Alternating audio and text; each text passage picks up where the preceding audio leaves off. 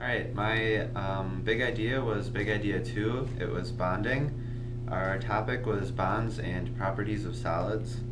And we had, can you identify, draw, and describe properties of metallic solids, including interstitial and substitutional alloys. So first, I have listed the metallic properties. First of all, they're good conductors because they have a sea of electrons, which means they can transfer electricity. They have a high melting and boiling point due to the strong bonds. They're very ductile, which means they can be stretched like into a wire. They are shiny, malleable, which means they can bend and won't break. They're hard, and they are solids at room temperatures, all of them except for mercury. So now if we move over to alloys, there's two types of alloys. There's interstitial and substitutional. We have an interstitial alloy when there's a large atom with smaller atoms in between. And some of these smaller atoms can include hydrogen, carbon, boron, and then nitrogen.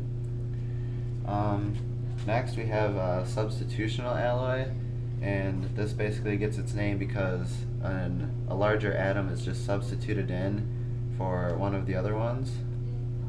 Alright, now let's go over some other types of solids. There's three other main types of solids, which are covalent network, ionic, and molecular solids. Network covalent solids are usually like diamonds or quartz. They also have a high melting point. They're brittle and hard, however they differ from metals because they have no conductivity as a solid or in a liquid. Then there's ionic, which are anions and cations held together by electrostatic forces.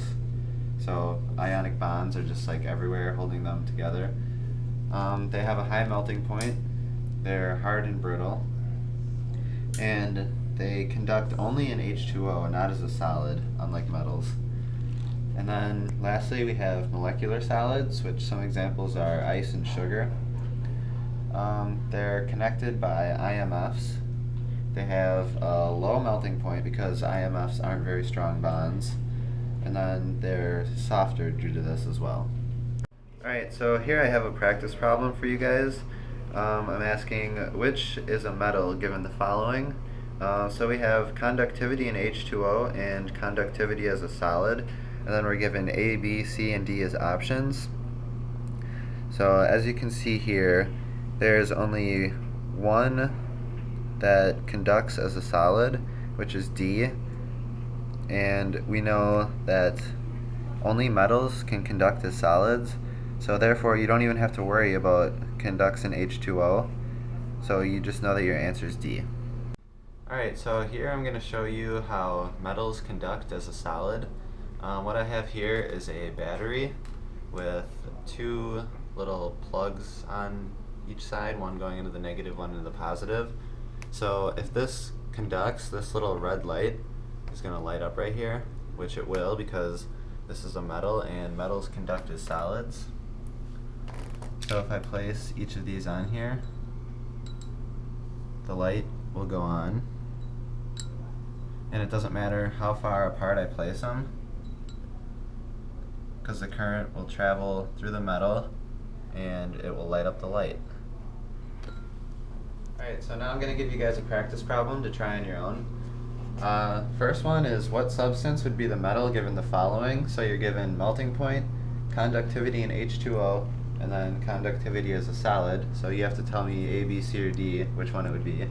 And then the second question is what is the possible identity of metal X? So we have metal X and then Y, and then you have to look at this alloy and come up with what X would be. So you can pause your video and we'll be back shortly. Alright, welcome back. So for this first problem, we know that, like I said before, metals conduct as a solid.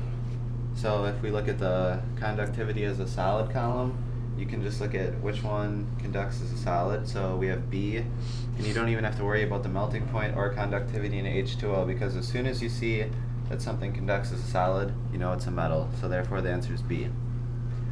Next, we have what is a possible identity of the metal X. From what I showed you guys before, if you look over here, either H, C, B, or N has to be the smaller atom in an interstitial alloy. So therefore, all of these are out, and your answer is C. Thank you for watching, and I hope you learned a little something about metals.